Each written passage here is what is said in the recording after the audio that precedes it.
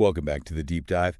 This is where we take some of the most challenging and essential content out there and really distill it down to its core.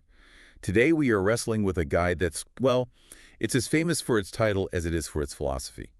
Mark Manson's The Subtle Art of Not Giving a Feck. And our sources for this, which are mainly a deep review of the audiobook and its whole philosophy, they tell us this is basically the anti-self-help movement. It's not about this big boost of positivity. It's described as a brutally honest guide. Raw truth, practical wisdom, and humor. Right. It's like that conversation you have with a friend who just tells you the hard truth because they actually care. Exactly. Yeah. That no-nonsense talk you need when you realize all that toxic positivity just hasn't solved a single thing. That's it. So for you listening, our mission today is really about getting to some emotional clarity. We want to shortcut your understanding of why this whole thing works, because instead of promising, endless ambition and perfection, Manson teaches self-improvement through a totally different lens. It's all about the power of choosing your limitations. Okay, so let's unpack that right out of the gate. Yeah. Because it feels, it's completely counterintuitive, right? It really is. Traditional self-help is always about expansion, manifesting bigger houses, setting these huge goals, always pushing for more. Always more. And Manson just says, stop. Yeah. So why? Why is embracing scarcity and limitations? How is that the real path to freedom? Because energy is finite. It's that simple. His core philosophy is, it's basically built around a resource scarcity model. A scarcity model. Yeah. We have limited time, we have limited emotional energy, and a critically limited supply of, flux to give. Right. About the hundreds of things vying for our attention every single day. If you try to care about everything, every news story, every little social media drama, every minor offense, you don't become a better person. You just end up emotionally bankrupt. Emotionally bankrupt. I like that. Freedom, in this context, it comes from strategically deciding what doesn't deserve your attention. By embracing your limits, you concentrate your power. You make sure the emotional currency you're spending is only invested in what you've actually chosen. It's an act of conservation. Emotional currency. I love that. Yeah. It suggests that if you're broke, it's not because you didn't work hard enough. It's because you spend it all unwisely on frivolous things. Exactly. Okay, so let's follow that. How does Manson translate the strategic conservation into, actual steps? The first one seems to tackle that burnout we just mentioned. It's about setting up boundaries. Precisely. If we accept we have limited energy, then the first practical step has to be ruthless prioritization. Yeah. The core idea is simple. You just cannot give a care about everything. Trying to care about every tiny detail, every comment, every fleeting opinion, that's a direct road to anxiety and stress. So it's not about being indifferent. No, not at all. The book is very clear. It's about being specific. You have to identify what truly matters to you, the handful of things that define your life.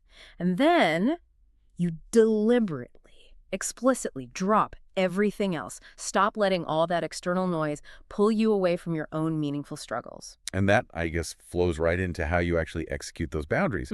If I decide I only care about my career and my family, that means I have to start rejecting all the other demands. Exactly. Which leads us straight to learning to say no. And saying no isn't selfish or difficult. It's an active defense of your own chosen priorities. Right. If your life is constantly being run by other people's demands, the coworker who always needs help, that social thing you're dreading, you are letting them spend your emotional currency for you.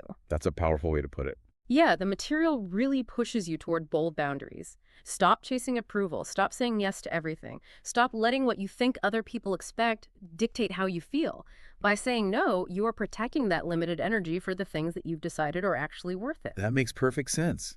Those two ideas, prioritization and boundaries, they're really two sides of the same coin. But now we get to the next big shift. Because once we've chosen what to care about, Manson says we have to redefine our relationship with struggle itself. And this is where it gets really interesting for me. He argues against trying to avoid problems. Yes. We are so conditioned to seek comfort, to want an easy life. And yet he's saying that real fulfillment doesn't come from a life without conflict. That is the absolute crux of it. He says life is inherently full of problems. That's just the default state of being human. And chasing happiness shouldn't be about trying to get to zero problems. That's impossible. It's a paralyzing goal. Okay. Instead, genuine, sustained happiness comes from solving problems. So if struggle is inevitable, then you gain control by choosing better problems. Better problems. What's an example of that? Well, a bad problem might be, I hate my job, but I feel stuck and I'm too scared to do anything. That's passive. A better problem is my career isn't fulfilling me, so I'm going to spend an hour every day learning a new skill so I can start looking for something better. See the shift? So you're saying happiness requires actively seeking out difficulty. That sounds exhausting. It sounds like it, but it's not. It's because solving a problem you've chosen, even a small one, it gives you momentum, it gives you meaning. You replace miserable, passive problems that just cause pain with active, high-value problems that create growth. It's a huge psychological leap. From avoiding pain to choosing productive pain. You got it. And this connects directly to taking action. We so often fall into this trap of waiting for motivation to strike. We wait to feel ready or brave enough. Manson just flips that whole sequence on its head with his do something principle. Oh, I've definitely been there. Waiting for that bolt of inspiration to finally clean out the garage. We all have. But motivation, he says, is a byproduct. It's not a precursor. The principle is that action creates momentum, and then confidence follows that momentum, even from a tiny, imperfect first step. You don't need motivation to just put on your running shoes, but once you start running, you feel motivated. You just have to stop waiting and start. Action generates its own fuel. Choose better problems, tackle them with immediate action. Okay, now we get to what feels like the heaviest part of this, the emotional hard hitter. Ownership and responsibility. And Manson makes this really crucial distinction here that I think trips a lot of people up. He separates fault from responsibility. This is the bedrock of emotional maturity in his whole framework. The truth is, things happen to us all the time that are not our fault. Maybe you get laid off, someone treats you unfairly. That's not on you. But, and this is the key, how you respond to those events is always 100% your responsibility. So even if it's not your fault, it's still your problem to solve. If you lose your job, you're not at fault for the layoff. But you are entirely responsible for filing for unemployment, for updating your resume, for moving forward. Taking responsibility is what gives you your power back. It stops you from getting trapped in that victim mindset, waiting for the world to come and fix you. That distinction is so important. But I find it's the hardest one for people to actually do. When you're upset, it's just so much easier to focus on who caused the problem than on how you're going to respond. It is difficult. Of course it is. It requires you to actively challenge your own gut emotional reaction. But it's the only way forward. If you wait for the person who was at fault to fix things, you're giving them all the power over your emotional state. Taking responsibility, even when it feels unfair, is an immediate act of self-empowerment. And this idea of unflinching ownership, it leads right into what is probably the most controversial idea in the whole book. Ah, yes. The one that makes everyone squirm a little bit. The reality check. The idea that you are not special, and that's good. Manson is directly attacking this modern culture of entitlement, the hyperpositivity that tells everyone they're a destined for greatness unicorn. And that every dream will just come true without any real struggle. Exactly. He argues that this constant need to feel exceptional creates huge anxiety because when failure inevitably happens, and remember, failure is the way forward, it feels like a catastrophe. It feels like a personal indictment. So the reality check is about accepting your human scale. Exactly. It's about accepting the kind of mundane truth. We all have a mix of strengths and weaknesses, and yes, major limitations. We're imperfect. Most of us are not going to be rock stars. And accepting this is so freeing, it lowers those unrealistic expectations that paralyze us and lets us focus our limited energy on the things we actually can control and improve. It sounds like it just removes that debilitating pressure to always be performing.